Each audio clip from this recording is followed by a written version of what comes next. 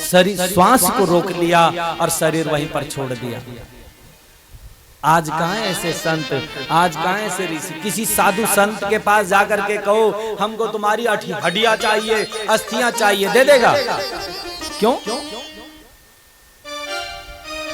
कोई नहीं देने वाला। लेकिन एक ऋषि है, केवल एक ऋषि हुए, दधीचि ऋषि, इन्होंने अपनी अस्थियां दे दी इन देवताओं को, और विश्वकर्मा के द्वारा इन हड्डियों का वज्र बना दिया गया इन वृत्रासुर के पास। वृत्रासुर ने कहा अरे रुक जा। इंद्र ने कहा डर गया क्या? अरे मैं डरा नहीं, मुझे भगवान का नाम लेने दो, क्योंकि मृत्यु से पहले भगवान का नाम बहुत जरूरी है। नाम लेने दे। तब भगवान का नाम लिया और तब बोला अहम हरे तव पादे का मूलम दासानुदासो भवितास्मि भूय मनोस्मरेता सुपतेर्गणास्ते गृणीत वा कर्म करोतु काया। अंतिम समय में वृत्रासुर ने भगवान की प्रार्थना की, हे प्रभु मुझ पर ये योग्यता नहीं है कि मैं आपके काबिल बनूं। हे प्रभु मैं हूं तो असुर, लेकिन मैं तेरा सच्चे मन से ध्यान कर रहा हूं, मुझ पर कृपा बनाए रखिए प्रभु। तब इंद्र ने प्रहार किया, तब वृत्रासुर मरा, तब हुई इसकी मृत्यु। परीक्षित ने कहा, परीक्षित इस कथा को ध्यान से सुन रहा है। परीक्षित ने कहा श्री सुखदेव जी से, महाराज गुरुदेव आप तो कह रहे थे ये वृत्रासुर है, असुर है, असुर कोई भगवान का नाम लेते हैं क्या? परंतु इसने यहाँ पर भगवान का नाम लिया है, इसलिए इसने यहाँ भगवान का नाम कैसे लिया? सुखदेव जी ने कहा बहुत अच्छी बात है परीक्षित, कई जन्मों के संस्कार काम आते हैं। जैसा मौका आता है संस्कार वहीं पर खड़ा हो जाता है। ये जो वृत्रासुर है ये पहले जन्म में चित्रकेतु नाम का राजा था। इसकी कई रानियां थी।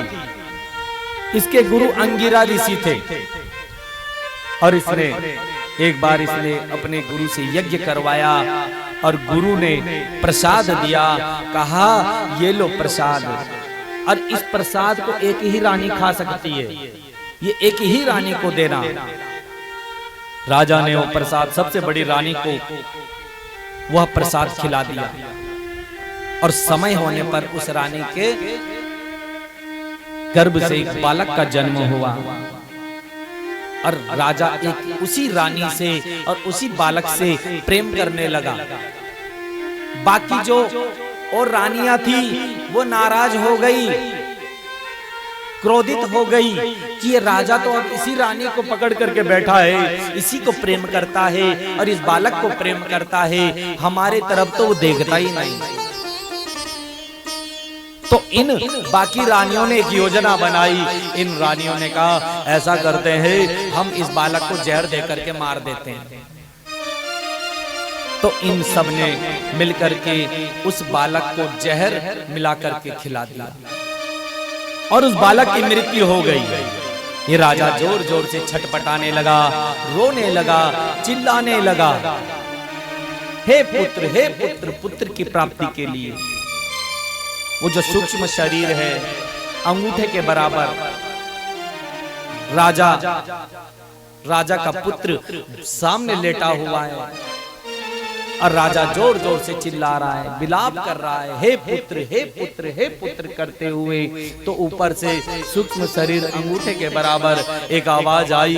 उस आवाज ने कहा ओ राजा, तेरा बेटा होगा वो जो यहाँ पर पड़ा हुआ है, मैं तेरा बेटा नहीं हूं। इसलिए जैसे जैसे तुम इस शरीर को पुराने होने पर छोड़ देते हो, वैसे ही मैं इस शरीर को छोड़ देता हूं, जैसे जैसे तुम